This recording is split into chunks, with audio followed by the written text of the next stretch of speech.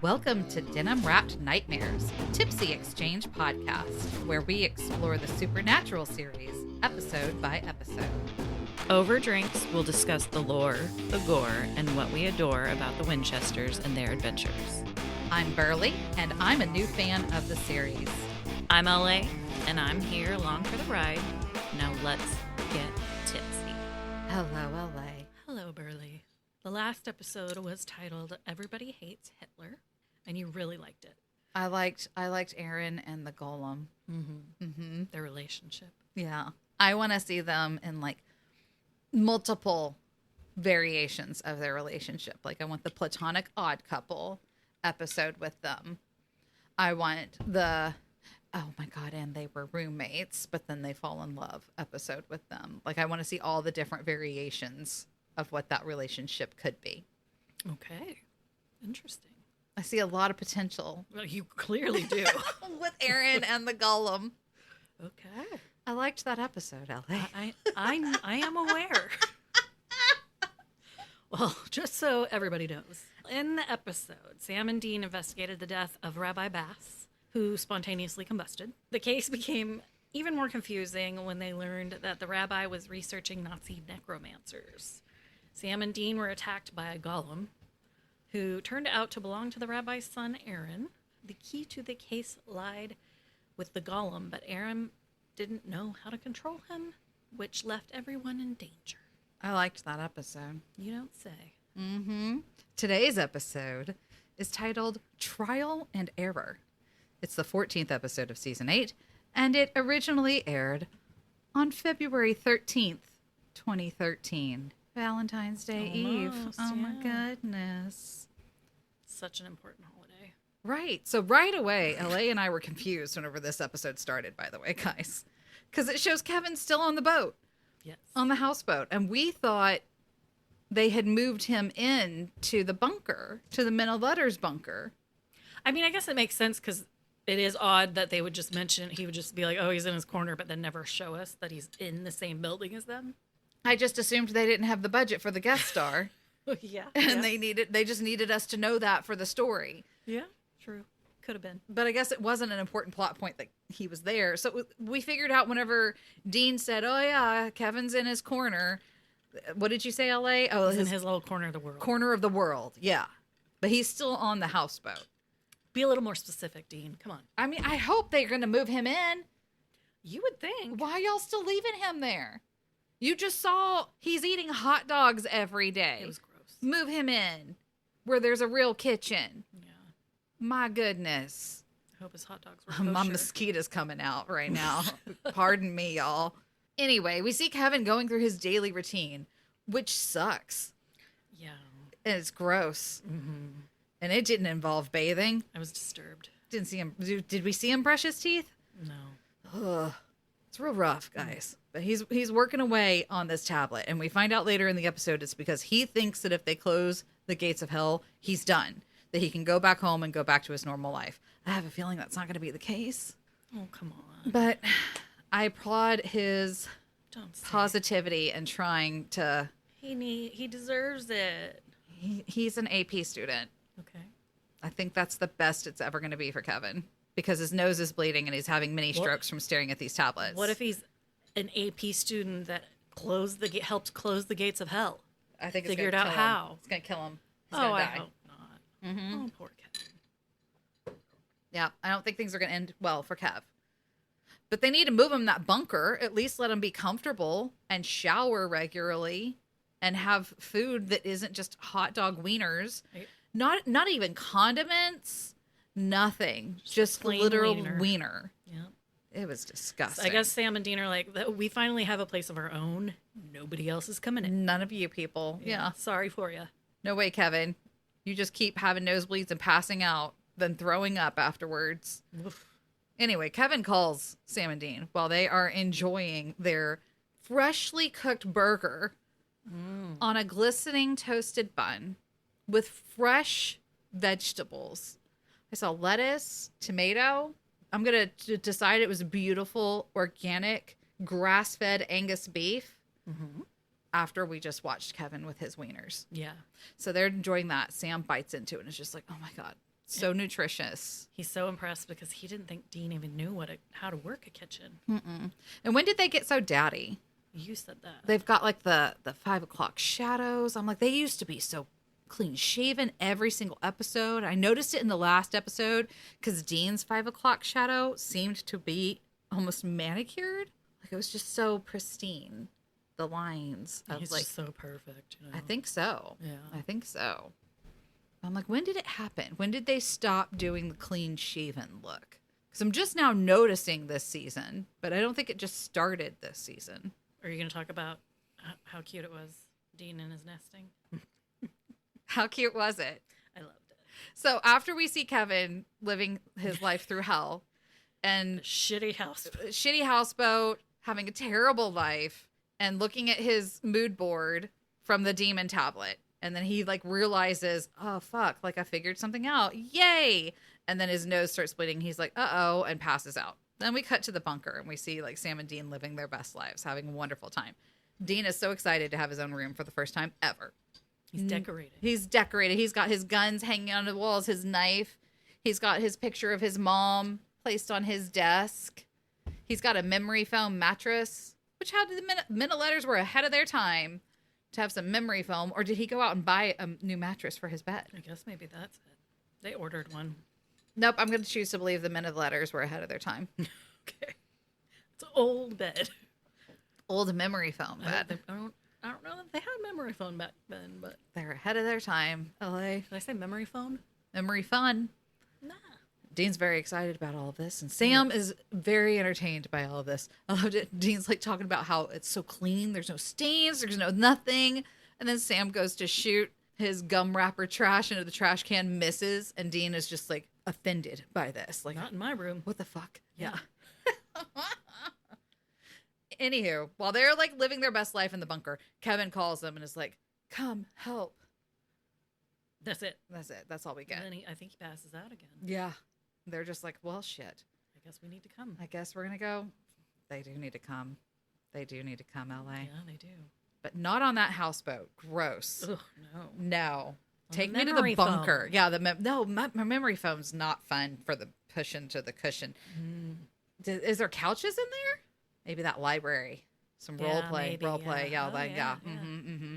So they go to the houseboat and they kick in the door because Kevin doesn't answer the door when they show up. And Garth, yet again, is not there.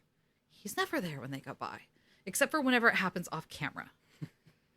I hope we get Garth again. Anywho, Kevin's hurling his guts out before he explains to them, oh my God, I figured out how to close the gates of hell.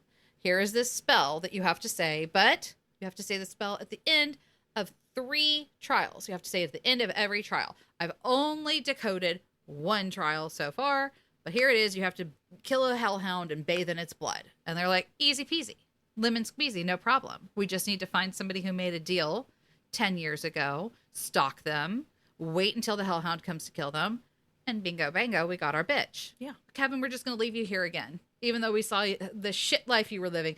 And we're going to give you conflicting messages because Sam is all like, take care of yourself. Rest. Sleep. Take some time off. Take a nap.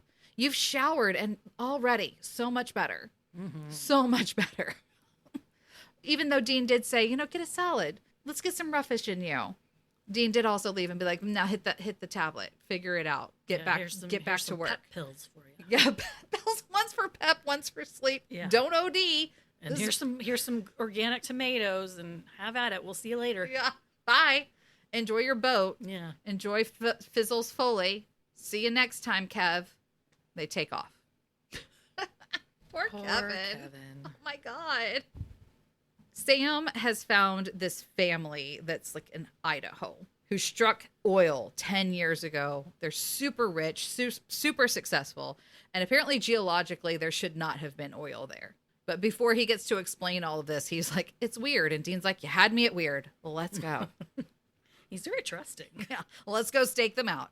I believe you, Sammy. So they go to their house, and this is a farm. It's fucking gorgeous. Yes.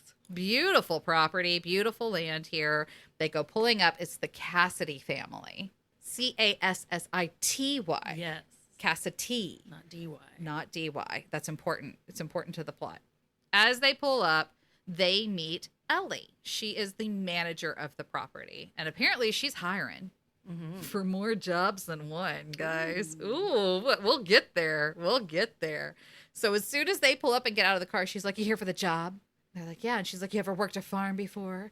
They're like, "We're quick learners." And she's like, "Okay, we're used to drifters." Well, as she's talking with them, Carl comes walking up and is like, "Hey, Ellie, you should hire them. Give them a job." And they're like, "Oh, Mr. Carl, are you rich? You're doing well here?" And he's like, "No, no, no, no, no. I am one of the trophy husbands." As he's like patting his beer belly. I know. I thought that was cute. It was funny. I thought he was really, really cute. It honestly makes me sad that he was the one who made the deal. And I liked, he said the guys seemed swell. Yeah, they seem swell. Hire him, Ellie. Give them the job. And Ellie's like, "Oh, I'll give them a job, all right." Put them to work. So Ellie hires them. She tells them it's a real shit job. And then literally it cuts to them scooping up poop. It was pretty funny. So while they're working in the stables, they see Alice. She is talking to Ellie and basically telling her that she's not going to give organic to the cows anymore. It's her farm. It's her money. And that's how it's going to be. And yada, yada. Ellie's pissed about it, storming off. It's my way. It's my farm. Yeah. End of story. Yeah. And I wrote in my notes, Alice seems like a bitch. Yeah, doesn't she? Still think she's a bitch. I still think she's a bitch, even after everything. We'll circle back around to Alice. Yeah, and she's her bitchiness. Bitchiness, not a good person. Yeah. So they're like, "Oh my god, she's a bitch. She probably made the deal. Let's look at her. We think that she did it because they're like, sure, it wasn't Carl. Freaking sweet Carl, sweet teddy bear of a man. It wasn't Carl. And Ellie, she's the help. So what deal would she have made? Right. It's not Ellie for a job on a farm. Yeah. So surely it's this bitch. In the meantime, we see in the evening has come. It is now night. And Alice and Carl are having a little dinner together, and they're laughing about something. And it was outside, right? Yeah, they're outside. So nice. Beautiful evening. And I can't remember who they were making fun of, but they were poking fun about something, laughing.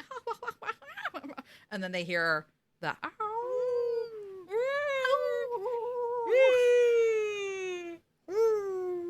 and she goes, "Oh my god, I bet the horses are really freaked out by that. Let me go check on my ponies. You stay here. My babies. I'll see you later." So Alice gets up and starts walking toward the stables to go check on the horses. And she is right. They are freaking out. We can hear them. They are not happy with that noise. They know. They know something's up. Something's not right. So Carl's just sitting there with his wine. And then it's like, ah! He just gets attacked out of nowhere. Like, it just, boom, gets him. I think didn't they say he was like practically beheaded? Yeah. Yikes. So I think it was quick, though. I hope so for I feel like Carl. It was fast. I feel like it was fast. We didn't have him for long, but he was memorable. I liked his scruffy beard. It's like, you're rich and you couldn't clean that up a little bit more. It was a thick one. That's okay. It's okay. We had our 67th blood splooge of the Supernatural series when the hellhound attacked Carl. And the reason why I say I think it was fast is because when that blood splooge happened, his scream and his motion immediately stopped. Mm-hmm. It was like it splooged on his face and he just went... Yeah. He stopped moving. So I think it was fast. Yeah. We're going to go with that. I like that. Bye-bye, Carl. Shouldn't have made a deal. Also... Maybe he got his money's worth. I don't know. Well, and as we end up finding out he made the deal to have his wife be in love with him. So maybe Carl's not so sweet because he stole 10 years of her life. Right? Consent. Be damned is what Carl said. He said, "I want her. I'm going to get her." Yeah. Fuck what she wants. Yeah, so maybe he deserved it. Now that maybe. Not so sweet. Not so great, Carl. Yep. Now that we're into it. Mm-mm. So speaking of Alice talking about this, Sam sees her like petting a horse. It's not a euphemism. In the stables. And she's explaining to Sam, "I'm fine." I was like, she doesn't seem very upset about Carl. And she's confused. She's like, I know I loved him. We had 10 years together. And I don't understand. I'm fine. I'm not sad. I'm not angry. It's just like the spell is broken, like she's not in love with him anymore. Mm-hmm. Period. End of story. But as she's continuing to tell the story, she's saying, I never thought anything of him before 10 years ago. I made fun of him. Bitch. It's like, yeah, she was not a good person. Yeah. Mm-hmm. And so here's my whole question. Carl, this bitch is making fun of you, thinks you're garbage and you sell your soul to have 10 years with her? I mean, why? Yeah. And it was before they had money. Yeah. And you were fucking her sister. Oh, yeah. So Forgot about why? that. What the hell, Carl? Yeah, he was not a nice He's not a man. good guy. Okay, Fuck you, Carl. yeah. Fuck you. You got what Ugh. was coming to you. Dean's like, well, let's get out of here. Let's go find another one. And Sam's like, no, that oil thing still happened, man. And it happened 10 years ago. Somebody in this family made a deal. And it wasn't Carl. He didn't make the deal for oil. He made the deal for Alice. So it's somebody else. And everybody in the family's coming here because of what happened. Yeah, for the funeral, because of what happened to Carl. So I say we fucking stay put and let's see this thing through. I think we got more hellhounds coming. Yeah. And Dean's like, oh my God, you're so smart. Yes. That is what we should do. That's totally what we should do. By the way, I'm the one doing all the trials, bro. Mm-hmm. Me. Not you. Not you. Because you fucked that married girl and didn't even think about hunting for a year. You know how to leave the job behind. She was a widow. She wasn't, though. But they didn't know that. Dean was later. like, you saw a light at the end of her tunnel. I don't think that's what he said. You got in there. You saw that light at the end of her tunnel. And I want that for you. I want you to have more tunnels. Go to all of the tunnels. You're going to have all these kids through the tunnels. Tunnel vision, Sammy. So I do the trials because we know how this goes. At the end of this, the person who does it is going to die. You tunnels, me die. Yeah. That's what Dean said. No Verbatim. other way. Verbatim. Yeah. Okay. And Sam was just like, He's like, okay, sure. I'm Sammy. And I'm just going to be like, okay, Dean. But really. And then do what I want anyway Yeah, because I'm Sammy. And he does. And they're like, with our 5 o'clock shadows and our glasses and our hair. Like, Dean's hair looks good because it's all spiked now and different. Mm-hmm. And, just like, and then Sam's just like, They both have really good heads of hair. they're like, this is daddy season. It's the season of the dads. Where am I? Sam's hair's looking good. They're both looking real good. Well, true. Mm-hmm. Mm-hmm. Since they're staying, Ellie recruits them to serve the family. Oh, that's right. She's like, you know what? Somebody died. So you know what that means? It's party time. I need one of you inside Serving drinks. waiting on them. And I need one of you on the grill. And Dean's like, what kind of grill? I don't think it would have mattered. I think he would have been on the grill no matter what kind of grill it was. True. He just wanted to know what he was getting himself into, you know? Yeah, well, it's important to know if it's charcoal or propane. You need to know these things. I don't do that stuff. Oh, okay. Well, So, no, it's not always important for someone to know. usually somebody's going to grill. It's good for them to know which kind of grill it is. Anyways, he's out there grilling and Sam is inside pouring wine. And I love the woman was like, hey, you didn't, Yeah. you can top that off. And then as he pours out the rest of the bottle and it doesn't fill her glass, she's just like, Get away. like, Get you out of garbage. Garbage. I'm like, bitch, do you not have eyes? here. What's Right? wrong with you? They were all mooning over Crowley. Crowley? Like, what?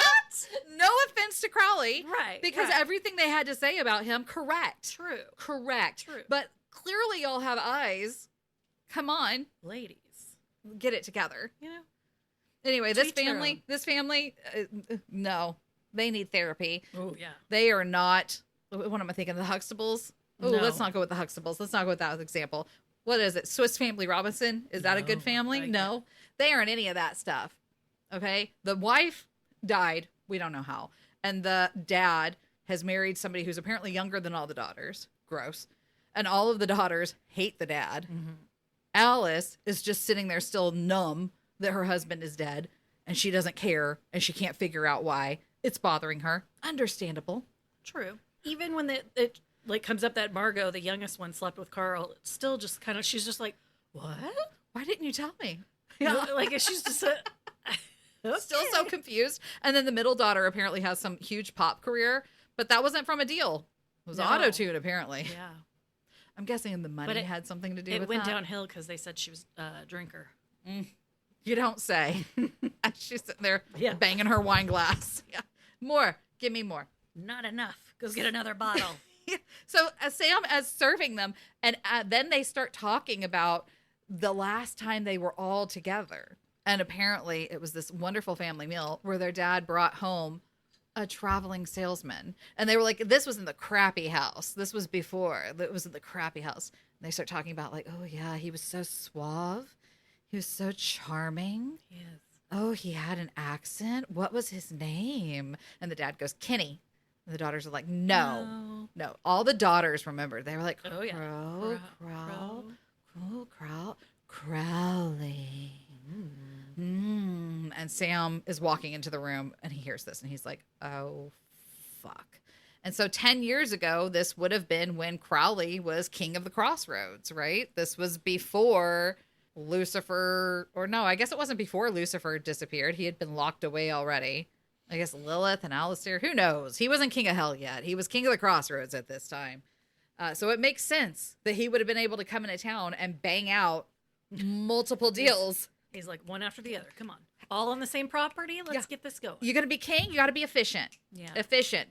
Multiples. I don't even have to really travel. I'll just go to this one place. Just convince this man to take me home to his family for dinner. Take care of it. Knock him out. Boom, boom, boom. Sam tells Dean, and as they are trying to think, okay, what's the plan? What's the plan? We got Crowley? Right. Who knows what we're dealing with here? Kevin calls, and he says, hey, guys, guess what? Convenient. I just deciphered something else new. I know I've been looking at this tablet for several episodes now, and I haven't been able to tell you anything. But now it's just like update after update after update. Like it's all coming together. It's all making sense to me now. I have figured out a way that you can actually see the hellhounds. All right. Amazing timing, Kevin. Really good timing. You know, that shower helped clear his mind. Yeah, I mean, it does sometimes. He needed it. Yeah. He needed it. So he tells them, you can see them with something scorched with holy fire. And so they're like, okay, so we've got some, what did Dean call it? God juice or something like that? Jesus juice. Jesus juice. We got some of that holy fire still in the trunk. Because, by the way, I forgot to mention this. They did bring up Cass at the beginning of the episode, like any update from Cass. And Dean was like, he's not answering. Oh. So who knows what Naomi's doing to our baby Cass? Yeah. Not good. I have a feeling next time we see him, it's going to be some fucked up shit. So they have the holy oil. And I like that. Was it Dean? He said through a window. It was Sam's like, maybe glasses? I think that Kevin said, or glasses. Or glasses, big guy. It's okay. Let's just carry around a window. Okay. Dean is going and getting the glasses ready. Well, then Sam happens to notice that the dad and the baby sis, Margot or Margie or whatever. Margie? They called her Margie. But not Margie. True, but you're close. They see them stomping with their big old guns. Like zombies, the way they were walking They were together. determined. It was just like, I thought, and the way they didn't even turn when Sam was behind them talking to them. Nope. I just thought. They were on a mission. Yeah, man, jeez. I assumed they were drunk. Good. You know what? Now that we've been drinking, get the guns. Let's go hunt that wolf that killed Carl. Yes.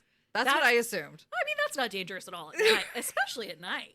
Yeah, so Sam's behind them is like, hey, what are y'all doing? Why are y'all out here? And they're like, it's a man-eater. Man-eater, make it fly, make it fly. What's the other man-eater song? Oh, I was thinking of Barracuda by heart. I don't know why. No, I feel like there is another one. We'll look it up another time. Yeah. Let's get back to the important stuff. Sam looked good. He always does. He had hairy forearms. Have we ever seen him ahead having of hairy yourself. forearms? I am getting ahead of myself. That's the end of the episode. He had his sleeves rolled up. He had on a long sleeve button up. His sleeves were rolled up. But anyways, he's marching behind the zombie dad and daughter. And He's it's like, like, let me join you. What are y'all doing? And they're like, guns. Hello. We're going to go hunt down the man-eater wolf. He killed my son-in-law. And Margot is like, yeah, like unlike Alice, I actually loved him. I fucked him once. I fucked him that one time in the barn and I'll never forget it. So how dare that wolf take him away from me? And Sam's like, oh my God, like, let me help you. The dad turned around and was like, what do you know about hunting?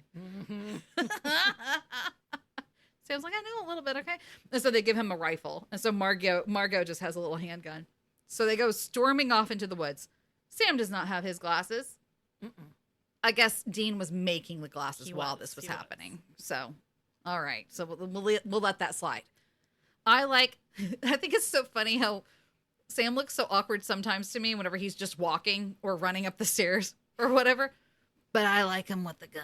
The stalking, whenever Sam's stalking somebody. That's confident, smooth, strong.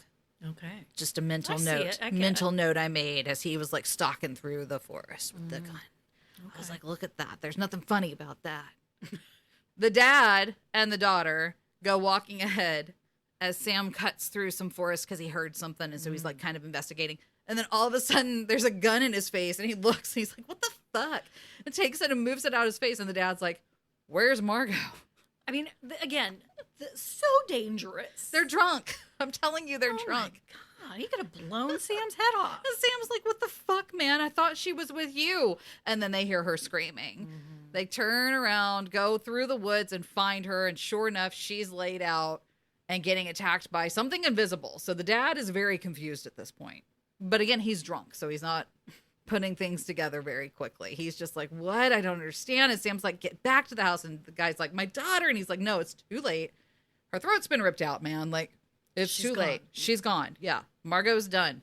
And it turns out Margot is the one who made the deal for the oil because she thought if their family was rich and didn't have to worry for anything, they'd all be happy. That they would all magically be happy. Sorry, Margot. That's not how that worked out. So, like, I mean, Carl, like, she had good intentions. Shit person, bad intentions, right? Right. But he seemed happy as could be with his deal. And now poor Margot, good intentions, shit deal. She's like, well, fuck me that didn't work out right. Don't deal with demons, y'all. Just don't deal with demons, man. Anyway, Sam gets the dad back to the house. And it's just like, all right, fuckers, we know one of y'all made deals.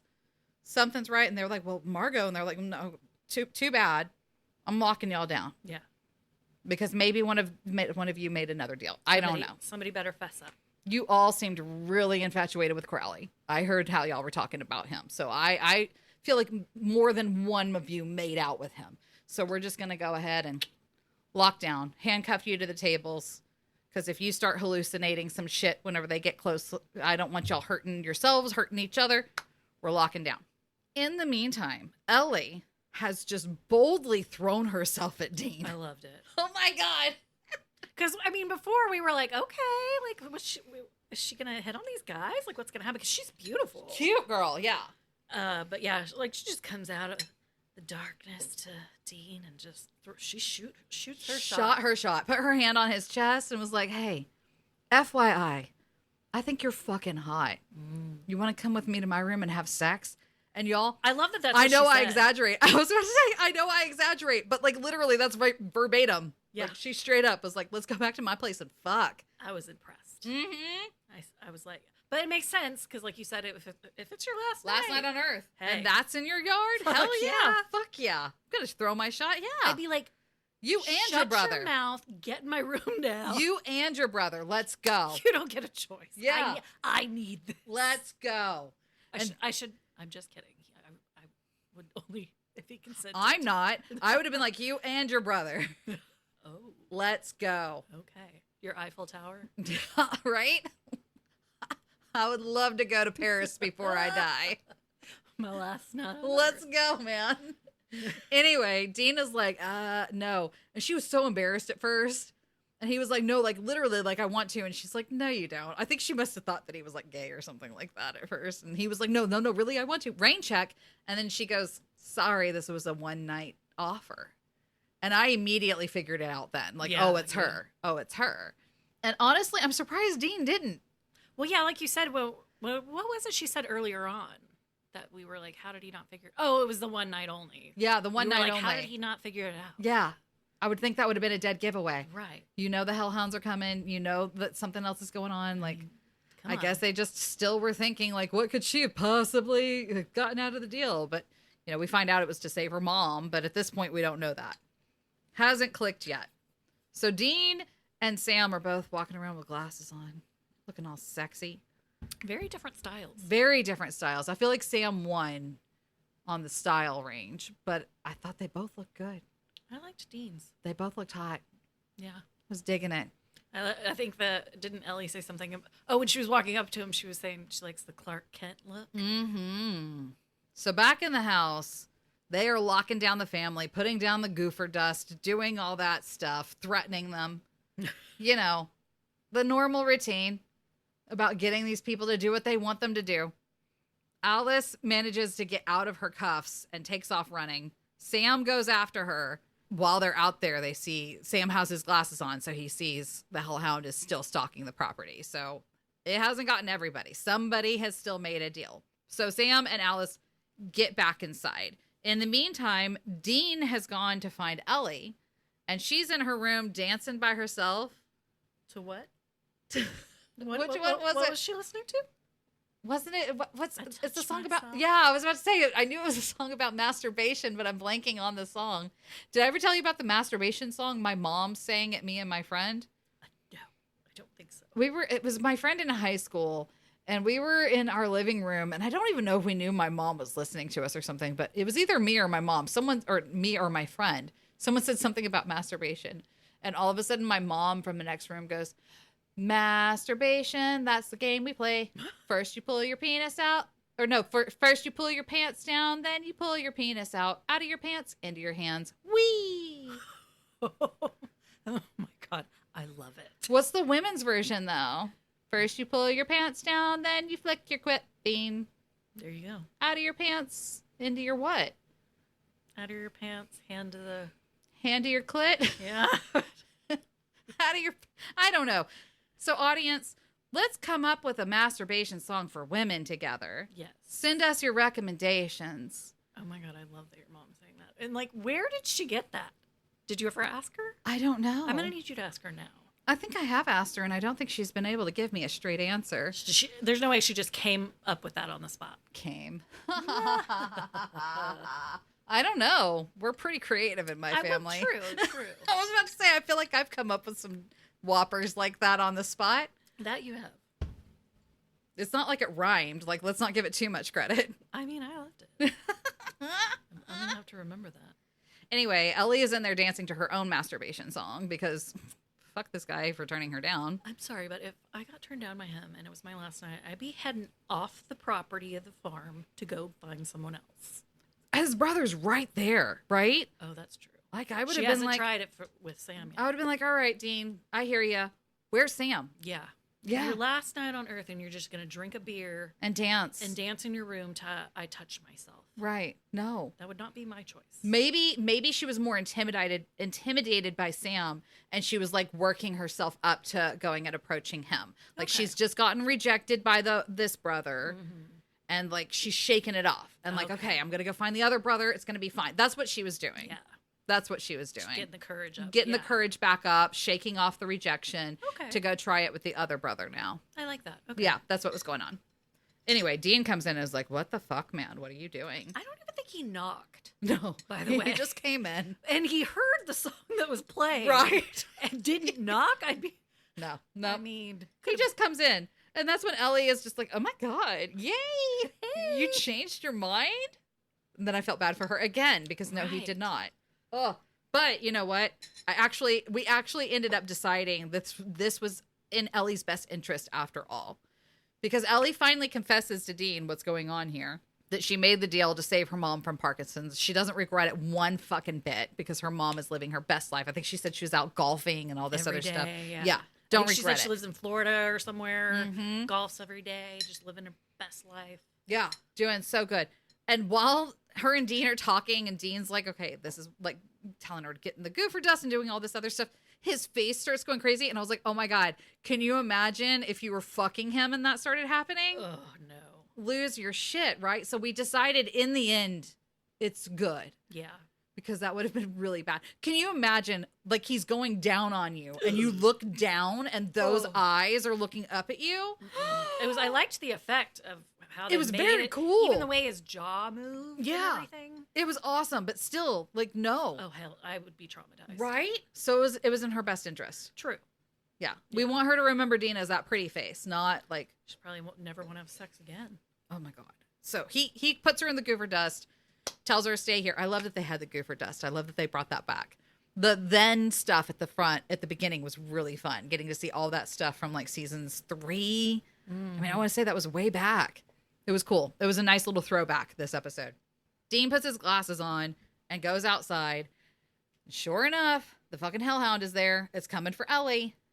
It like slashes Dean. Where did it get him? I couldn't figure. Like on his side. Yeah. Yeah. Gets Dean on his side. Like he flies over, and he loses the knife. He's got the demon knife. That's what he was planning to do. Whenever he got slashed, he dropped it. So he's up against the wall. Doesn't have shit. Thank God Sam had come to check on him. Had the gun. Shot the hellhound a few times. Did this like roll thing. Grabbed the knife, and then just like fucking cut it like throat to sternum. I think. Like, well, I was gonna say I really liked how they, like you mentioned, how you liked that the hounds were still somewhat invisible. Like we could see them, but we couldn't. Right. Yeah. But the effect when it was like chomping in Sam's face, and then you could see like the red eyes and the teeth, but it still had that like clear invisible, like almost something. steam, like almost yeah, like something like that, where it's like you can see it, but you can still see through it. Yeah, I really liked how they did that. I did too. And I was worried whenever they had the glasses and stuff that it was going to be something that was going to ruin hellhounds for like me. Cheesy. Yeah, but they didn't. They did good. They did good. And just that vision of like coming at Sam's face. I would come at Sam's face. I would come on Sam's face. But then what he does is like, oh my God. Shit. Yeah. Like he I feel like he stabbed her, slashed it or something, but I don't know. But then I was not expecting whenever he just went, he like gutted it and like slid it down. And then it just like gushed out all over him. And it's like, I can't call that a splooge. It just like, whoa. I think that was the most amount of blood in a killing on the show. Yeah, it was a lot. Yeah. Just gushed out on him. And Dean's just sitting there being like, motherfucker. Mm-hmm. He's like, this fucking guy. We talked about your tunnel a lot. Look at you. You just closed your tunnel. I love how afterwards Dean's just like, okay, fine. We'll just find another hellhound and I'll kill it this time. Yeah. Like, oh, okay, because it was so easy this time. Right? Yeah. And Dean's like trying to say the spell, trying to just do it. And Sam's like, it's not going to work for you. It's not going to work for you. So here's the thing. So Sam finally takes the spell. He says the spell. And he does the Enochian thing, like flaxseed oil and grapeseed and all that other stuff. And then what did Sam's hand do? Like what? I still don't understand that. Yeah, like he falls over. He's clearly in a lot of pain. It seemed like there was like balls of light. Well, at maybe first it seemed like it hit his head. Like there was pain in his head, but then he like fell down, and then it was his hand. And I liked that we could like see his veins and like all that stuff. That was cool. But it was like seemed like it was like a ball of light like traveling up his hairy thick forearm, his thick hairy forearm. It like went up it. Mm-hmm. Like what was that? I don't know, and it didn't go all the way up either. So it's like, well, I think it did, didn't it? I thought his sleeve was there. His sleeve was there, and so it like cut it off. Okay, so we didn't get to see the light go all the way up because he only rolled his sleeve up. Like it was like his sleeve was rolled up, but not all the way up. What was this? What was this? The Outsiders? He wasn't like the Outsiders with his like sleeve rolled up to here. He just had it with the cigarettes. It was this long sleeve shirt, and it was just rolled up to his elbow. I think so. I think that's why it cut off there. But it was like a ball of light. Yeah, but then where did it go? Did it go to his shoulder? Did you see how? Did it go all the way to his neck? His furry hair, his hair. When did they get all hairy? When did they get so hairy? I only saw it and noticed it because you kept mentioning it. I don't know. I don't understand what happened. But apparently that means trial 1 complete. Yep. Check Sam Winchester. So does that mean he has to do all of them? I guess so. Because that's what they were saying. They were making it seem like that means he has to do all of them. Right. And whenever we saw them afterwards, where Sam's like cleaned up, but he's not cleaned up because his shirt is still covered in blood. In black blood. Black blood. Yeah. When that shot came on, I was like, good God. Yeah, you were. Like, change your shirt. I was like, just take it off. Yeah, thank you. Why are you sitting there in that bloody shirt? Take it off. Sam and Dean are hanging out in Ellie's room. And Dean is just like, we're going to get you a hex bag. And you're just going to run. You're just going to run for the rest of your life. What a life. You're not going to get attacked by a hellhound on my watch. And I was like, I mean, technically it won't be on his watch because he's just giving her a hex bag and sending her on her way. Yeah, good luck. So, don't lose that bag. Right? Bye-bye, Ellie. So yeah, we'll see. I imagine Crowley's going to come collect whatever. Yeah. I don't think we're going to see Ellie again. Long story short. Yeah. They're just trying to give her a positive outlook. They're just lying to her to give her some hope. They're like, we're going to give you a hex bag. Go find you some dick. Go, like, get it. Get it, girl. Get it. Because, yeah. Get it fast right after this. Just because this hellhound's not going to get you on my watch, but I'm not going to be watching you for much longer. Yeah. You're on your own. That's your first mission. Good luck. Yeah. And Sam and Dean are just kind of mad at each other because Sam's like, I'm doing it. I'm doing the trials. Yeah. I see the light at the end of my tunnel, and I'm going to be fine. We're going to get through it. We're going to do it. No one's going to die. Yeah.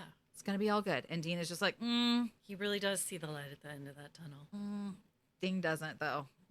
Dean's like, my tunnel is shut. Clinched tight. Not anymore. Dean's tunnel is open? Yeah, because he's not doing the 3 tests. Oh, but he doesn't see the light. I mean, he doesn't now. But Sam's seeing it for him. This was written by Andrew Dabb and directed by Kevin Parks. And this is the first episode directed by Kevin Parks. Gore. I mean, obviously the goriest thing was the hellhound. Yeah. Oh my God. Yikes. Black. All that black blood. I wonder what that was. I know, me too. I was just going to say. It's like ink. It seemed like there were some chunks to it a little bit. Really? Like organs, maybe? I don't know. Oof. I'll have to go watch it again. But yeah, not a splooge. But we did get a splooge. Oh, yeah, Carl's face. We got Carl's face as the splooge. But that was his blood. Yeah. That was red. But I would say the hellhound was definitely like, oh, yeah. damn. Yeah, by far. Yeah. Did you adore anything about this episode? There's a lot of bad people. I was going to say, this is really sad, but I love the farm, the grounds that It they was were so on. I mean, it pretty. was like the landscaping was so beautifully manicured. It was a gorgeous location. I mean, I loved that. I was And like, I loved love to be there It was pretty. without the hellhounds in that Like family, Airbnb. though. Like, yeah. Yeah. The hellhound special effects. Oh, I did. Yes. Yes. You enjoyed that. Yes. I enjoyed that. The glasses. The datification that we're starting to notice that, like, No. it happened at some point, but I'm just like, when did it start happening? I was thinking data. Like, No, the way you said not that. data, the datification. Gotcha. Yeah. Appreciating it. Mm-hmm. I feel good about it. You know, Yeah. like in season 1, season 2, when we'd make sexual commentary about him, it was like, a little young. Yeah. Now I'm like, I don't feel bad. I don't feel bad at all. What about the lore? Well, it may surprise everybody, but we're going to talk about hellhounds. Ooh. And we're actually going to use from season 3, episode 16, the lore on hellhounds. It says, from what I read, terrifying tales of hellhounds are ferocious dogs, eyes glowing, teeth bared. They wreak vengeance on the population around them and have been the stuff of legend for centuries. It has cemented the place of these mythical beasts in English folklore, but how and why have these accounts of these terrifying marauding, of their terrifying marauding, spread so far and wide? Question mark? That word's not used enough. I agree. Marauding. When I was reading through this, I was like, Marauders. oh, that's such a good one. Yeah. I don't Well- know a lot of words though. I don't my Yes, you vocabulary. do. But like as far as actually using the words I know, I'm not good about that. It's I funny- could use fancier words than I do, but I don't. I Right. just use fuck and shit and Of course, balls yeah. and It's funny because like spelling and everything was one of my best things in school. Even as I've gotten older, it's like I know all these words, but then I've thought to myself, if somebody asked me to give a definition of it, I would be a mess. Like I could give it to you in a sentence, but I don't know that I could give you an actual definition. yeah, same. You know? Like define marauder right now. Right. I don't think I could, but I could give it to you in a sentence and I Google. know what it means. Yeah. What a failure of our education. No, I'm just kidding. Okay. Now, in 1577, according to one particularly poetic account, a snarling beast broke into a church, rampaged through the congregation, and bit the necks of 2 people who promptly dropped dead. Having traumatized the churchgoers in Bungay in Suffolk, the mystical dog known as Black Suck. What? It's S-H-U-K. I'm sorry, S-H-U-C-K. Shuck? Shuck. Shuck? What did I say? Suck? Suck. All right, well. Black shuck. Next cropped up on the country's coast at Blytheborough. Again, it targeted worshippers, bursting through the doors of the Holy Trinity Church before killing a man and a boy and causing the steeple to collapse. The beast left scorched marks on the church door, according to the legend. These claw marks are on the north door of the Holy Trinity Church, and supposedly they are still there to this day. Damn. Stories speak of lonely pets pining for dead masters and packs of hounds led in wild hunts by men on horseback. Hellhounds were reported to appear at the 17th century witch trials, but not all accounts of black shuck. Sure. Right? Yep. That's what we said, right? Shuck? Mm-hmm. Not suck? Not today. Shuck. But not all accounts of black shuck depict the beast as a ferocious predator. Hold on, I need to adjust. Thank you. Thank you, LA. In Littleport in Cambridgeshire, a shadowy canine is said to have turned protector, rescuing a local girl from an attempted rape by a friar. Ooh. According to legend, the dog died in the struggle and its ghost was left to wander through the countryside. Now, there are similar stories of the black dog under other names along the east coast of England. Norwich-based Mr. Stone, who began the interactive mapping project in August to map out where all these stories were located. It's part of the public archaeology, and he started it in 2015 and said, living in Norfolk, it's probably the most prevailing piece of kids' scary folklore. While the stories largely spread through, of course, word of mouth, the earliest written record of the hellhound is found in the 11th and 12th century Peterborough version of the Anglo-Saxon Chronicle. The chronicler wrote that it says in quotations, reliable witnesses had seen packs of dogs, again in quotes, jet black, with eyes like saucers and horrible, led in a, quotes again, wild hunt by men on horseback, traveling through the woods stretching between Peterborough and Stamford. Lorna Richardson, a researcher in public archaeology at the University of Umeå in Sweden, that's probably said wrong, said folklore was often overlooked when assessing the importance of a landscape or place. There are lots of different takes on this dog and legend, as Nick's map has shown, but it spreads into Europe and back in time. And so this other article I thought was kind of interesting, that a London-based archaeology group unearthed the bones of a gigantic dog from a shallow grave about 20 inches deep in the ruins of Leiston Abbey in Suffolk. And archaeologists estimate that the canine stood more than 7 feet tall on its hind legs. Damn. It's bigger than Jared Padalecki. It is. And weighed about 200 pounds. It was led by Dig Ventures. Researchers believe the canine bones likely date to when the abbey was active, so are likely medieval, but they're waiting confirmation from testing. Due to the size and date of the bones, many have speculated that these large canine remains could be connected to the legend of Black Shuck. In legend, devil dogs guard the entrance of the underworld and the grounds of graveyards. They also hunt lost souls and protect a supernatural treasure. Supernatural. I know. Do your thing. In European folklore, seeing a hellhound or hearing it howl is seen as an omen of doom or cause of death. Hellhounds show up in many cultures and have many names, including the three-headed Cerberus in Greek mythology, Anubis in Egyptian mythology, Garmer, and that's probably wrong, in Norse mythology, Perro Negro in Latin America, and Black Shuck in England. Most recently, hellhounds were used in fiction in The Hound of the Baskervilles. That's Sherlock. Right. The Grimm in the Harry Potter series, and in movies like The Omen and Cujo. Though musing about the earthly remains of legendary creature or cryptid is always fun, they say this giant skeleton recently found at least in Abbey is likely the remains of an abbot's faithful canine companion or a hunting dog. At best, the sightings of this huge domesticated dog by superstitious people may have sparked the rumors about Black Shuck.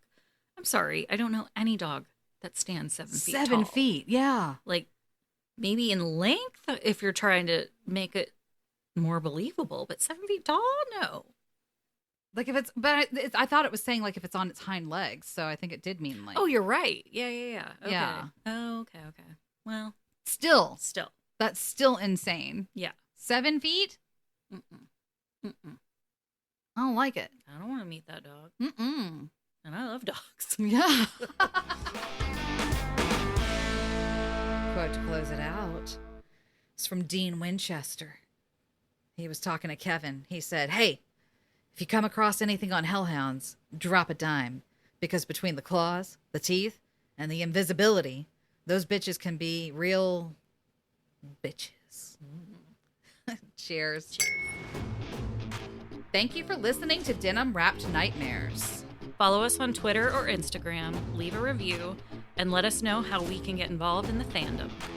This was fun, jerk. It always is, bitch.